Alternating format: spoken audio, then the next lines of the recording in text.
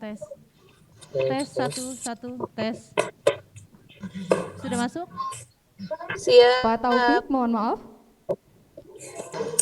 Boleh cek suara, cek sound sebelum kita mulai. Waalaikumsalam warahmatullahi wabarakatuh. Oke, terima kasih Pak Taufik. Kemudian ada ada Bapak Dr. Andes Gun Gun Siswadi MSI. Boleh cek soundnya Pak? Assalamualaikum warahmatullahi wabarakatuh. Waalaikumsalam warahmatullahi wabarakatuh. Baik. Yang kemudian ada Bapak Caswiono Rusdi Cakrawangsa. Boleh cek suaranya Pak?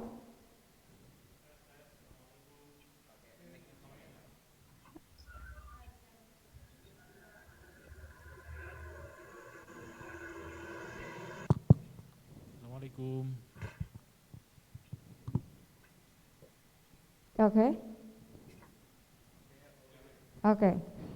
Oke, kemudian ada moderator kita. Ya, tes 1, 2, 3. Oke, terima kasih.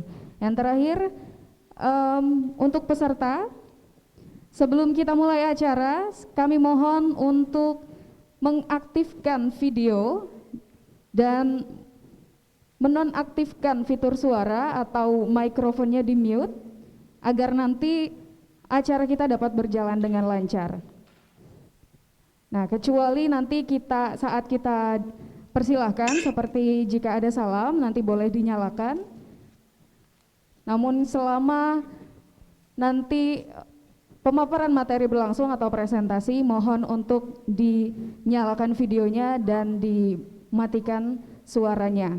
Oke, terima kasih. Bisa kita mulai? Oke. Bismillahirrahmanirrahim. Assalamualaikum warahmatullahi wabarakatuh. Waalaikumsalam warahmatullahi wabarakatuh. Alhamdulillahirabbil alamin wa bihi nasta'in ala umurid dunya waddin. Assalatu wassalamu ala asyrafil anbiya'i wal mursalin sayyidina wa maulana Muhammadin wa ala alihi wa sahbihi ajma'in. Amma ba'du. Yang terhormat Bapak Haji Taufik R. Abdullah selaku anggota Komisi 1 DPR RI. Yang kami hormati Bapak Dr. Andes Gun Gun Siswadi MSI dari dosen Vkom Universitas Esa Unggul Jakarta. Yang kami hormati ada Bapak Caswiono Rusdi Cakrawangsa selaku Wakil Sekretaris Jenderal Pimpinan Pusat JP Ansor. Yang kami hormati moderator kita Kak Pit Cynthia Mawar, dan tak lupa peserta seminar Merajut Nusantara yang insya Allah berbahagia. Puji syukur kehadirat Allah Subhanahu wa Ta'ala, yang mana pada hari ini Selasa tanggal 3 Agustus 2021 kita semua dapat berkumpul dan bermuajahah dalam acara seminar Merajut Nusantara oleh Badan Aksesibilitas Telekomunikasi dan Informasi atau Bakti Kominfo dengan tema pemanfaatan teknologi informasi untuk meneguhkan nilai-nilai luhur Pancasila dalam keadaan sehat walafiat. Amin amin ya rabbal alamin.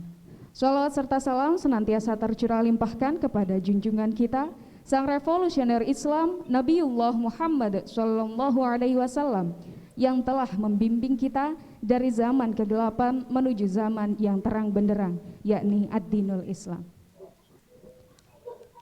Baik, sebagai informasi, acara ini merupakan salah satu program dari Bakti Kominfo atau Badan Aksesibilitas Telekomunikasi dan Informasi yang bekerja sama dengan DPR RI.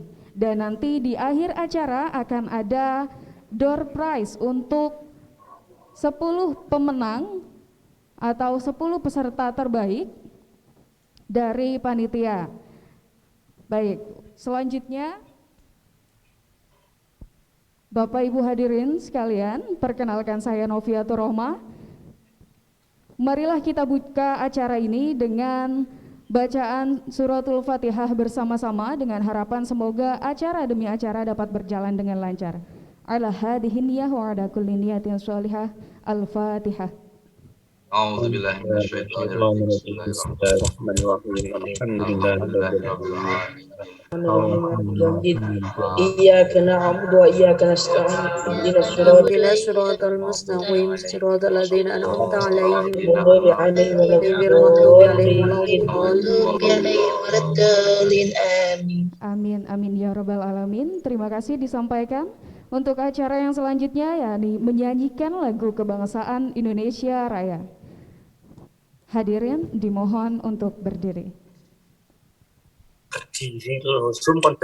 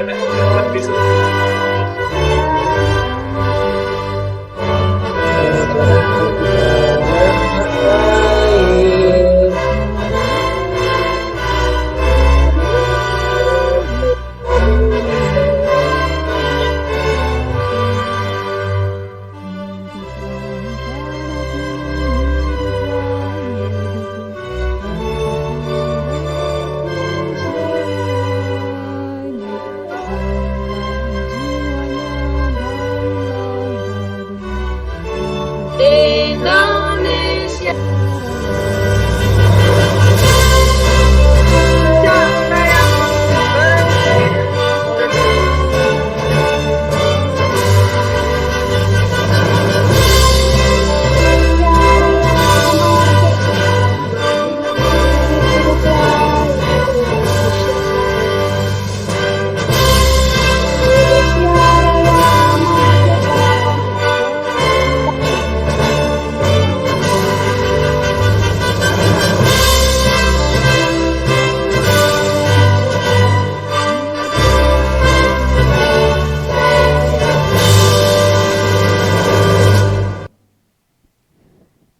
Hadirin dipersilahkan duduk kembali. Baik, terima kasih kami sampaikan. Dan untuk acara yang selanjutnya, acara yang kita tunggu-tunggu, pemaparan materi seminar Merajut Nusantara yang akan dimoderatori oleh kakak cantik kita, Kak Pit Cynthia Mawar.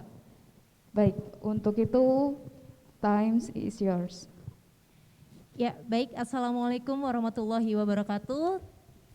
Terima kasih sebelumnya Waalaikumsalam untuk warahmatullahi wabarakatuh. Terima kasih untuk MC yang cantik nih, Kak Novi ya. Sebelumnya salam hormat kepada para peserta dan juga salam hormat kepada narasumber saya yang ganteng-ganteng nih. Di sini ada pemateri 1, ada Bapak Haji Taufik R. Abdullah selaku anggota Komisi 1 DPR RI. Apa kabar Pak Taufik? Iya Pak, masih di mute Pak. Oh, Alhamdulillah. Alhamdulillah sehat Assalamualaikum. ya Pak. Alhamdulillah. Alhamdulillah. Lagi di mana Pak posisi Pak? Ini di rumah ini. Di rumah ya, sehat ya Pak ya. Tetap prokes ya Pak tapi ya. Ya baik. Dan yang kedua ini ada pemateri kita langsung dari Universitas Esa Unggul selaku dosen Vkom. Ada Dr. Andes Gun-Gun Siswandi MSI. Assalamualaikum Pak Gun-Gun. Baik Pak. Assalamualaikum Mbak Pit. Sehat ya Pak ya. Alhamdulillah sehat. Alhamdulillah Pak sehat. Dan yang terakhir ini ada Taswi nggak Bapak ada yang sih? paling keren nih dan kebetulan berada di samping saya narasumber satu-satunya. Terima kasih banyak Pak yang udah bisa hadir akhirnya di lokasi. Ada Bapak Caswiono Rusdi sebagai Wakil Sekretaris Jenderal Pimpinan Pusat GP Ansor. Sehat Pak? Alhamdulillah Pak ya. Oh, mic-nya Pak boleh pakai Pak.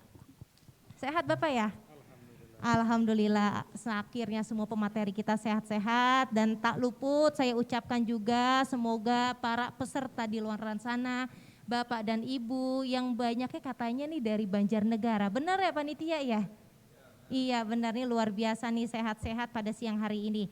Langsung saja untuk siang hari ini kita akan ada sebuah seminar Merajut Nusantara yang dimana diselenggarakan oleh Badan Aksesibilitas Telekomunikasi dan Informasi atau disebut sebagai BAKTI dan juga bekerja sama dengan Kominfo dan tak luput juga melalui DPR RI.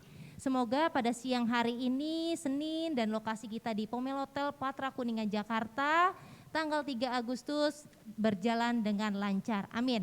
Dengan judul pemanfaatan teknologi informasi untuk meneguhkan nilai-nilai luhur Pancasila. Yang dimana yang kita ketahui dengan adanya arus globalisasi ini yang paling tergerus adalah ICT. ICT itu adalah Information Communication Technology yang dimana adanya perilaku antisosial atau kita sebut sebagai antisocial behavior yang dimana perilaku antisosial ini akhirnya merumput kepada masyarakat kita khususnya di daerah-daerah ataupun di perkotaan yang dimana ini dapat mengganggu kemampuan interpersonal, kemampuan dalam berkomunikasi, kemampuan kita dalam melaksanakan atau menjalankan program-program Pancasila dan juga kemampuan interpersonal sehingga masyarakat pada zaman sekarang dengan adanya arus komunikasi globalisasi yaitu kurangnya berkomunikasi antar satu sesama.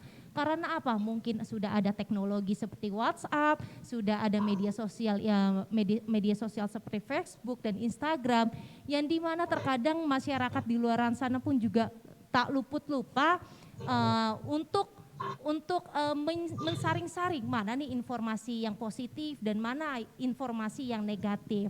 Seperti itu dan langsung saja perkenalkan sebelumnya saya hampir lupa mengenalin diri saya Piat Cynthia Mawar dan saya berasal dari Jakarta dan melalui organisasi Garda Bangsa seperti itu dan langsung saja untuk yang pertama saya mau nyampaikan juga kepada Bapak Ibu di luaran sana jika nanti ada sebuah pertanyaan ataupun banyak yang ingin menanya langsung saja nanti ditanyakan melalui via chat box yang ada di layar Zoom Bapak dan Ibu semuanya ataupun ada rekan-rekan adik-adik yang terlibat untuk mengikuti seminar ini bisa langsung diklik dan ditanyakan langsung jika ada pertanyaan. Nantinya 10 penanya ini akan mendapatkan hadiah langsung khusus dan istimewa dari panitia seperti itu. Ya langsung saja pemaparan pertama ini langsung dari Bapak Haji Taufik R. Abdullah. Aku mau nyebutin dulu nih. Jadi Pak Dr. Andes Haji Taufik ini berasal dari Banjarnegara. Wah ini langsung ya Pak ya daerahnya nih Pak banyak masyarakatnya Pak. Banyak warganya nih yang langsung terjun untuk melihat seminar dari Pak Taufik. Dan Pak Taufik ini sekarang lokasi rumah masih di daerah Jakarta ya Pak. Dan untuk pendidikan formal sekarang sudah lulus juga ya Pak ya, sudah lama nih dari S2 Universitas Negeri Jakarta.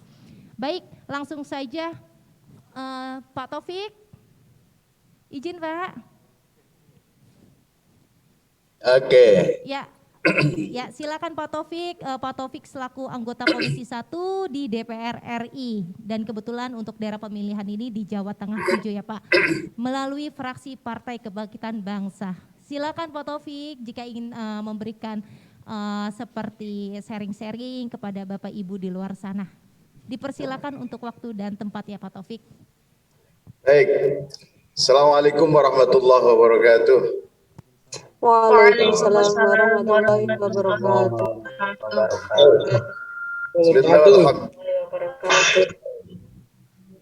Bismillah walhamdulillah wassalatu wassalamu ala rasulillah wala hawla wala quwata illa billah ma ba'du. Pertama saya ingin menyapa narasumber kita Pak Gun-Gun. Sehat Pak Gun-Gun? Alhamdulillah Pak Taufik sehat selalu. Ya. Terima kasih Pak sudah ngundang kami. Iya, ini langganan ini Pak Gun ya. Mas Saswi, ini Wakil Sekjen Ansor sekaligus staf khusus Kementerian Menteri Tenaga Kerja ya. Sehat Mas Saswi? Alhamdulillah sehat Pak Taufik. Sehat ya. Moderator yang cantik, sayang saya nggak di dekatnya, jadi nggak tahu cantiknya ini. Mbak Pit Cynthia Anwar ya. Para peserta yang saya banggakan,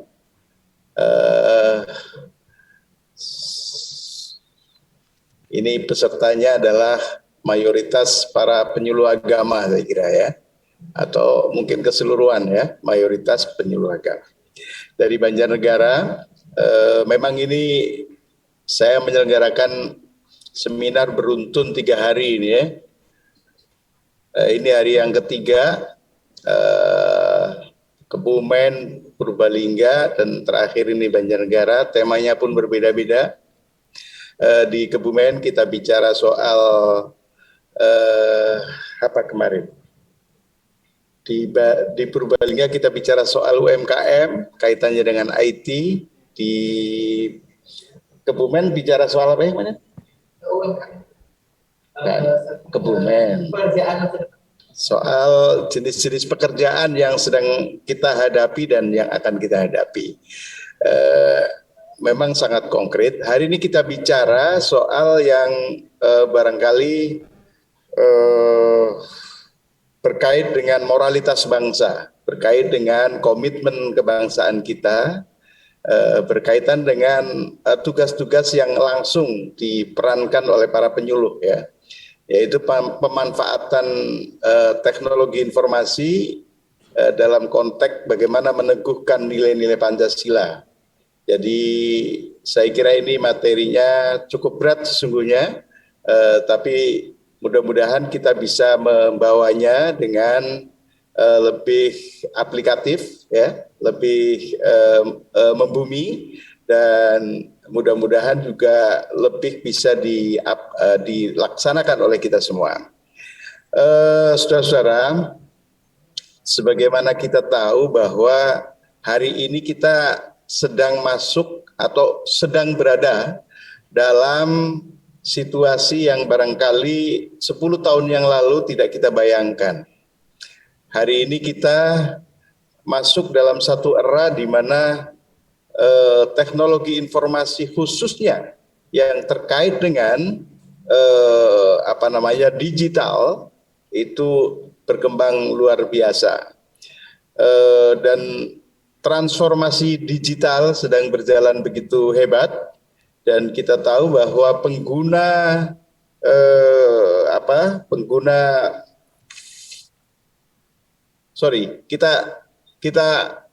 saya ingin data awal dulu.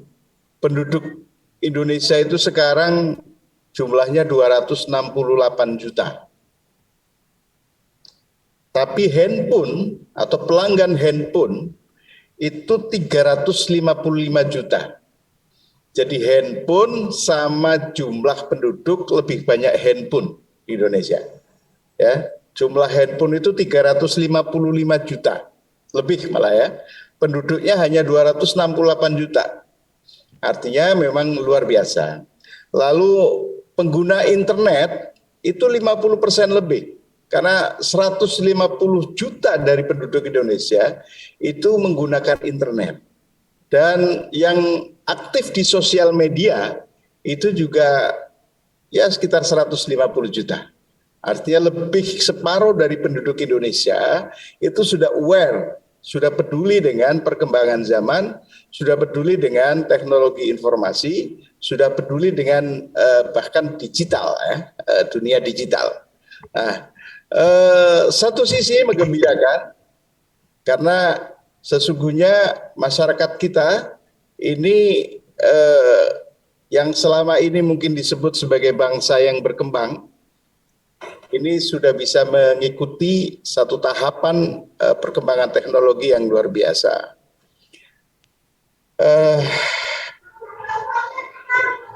Saya sebenarnya agak ragu-ragu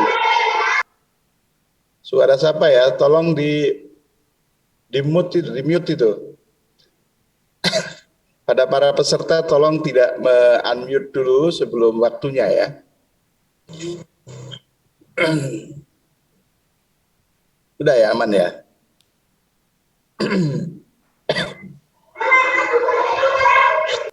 Apa sih ya? Tolong di mute dulu itu peserta yang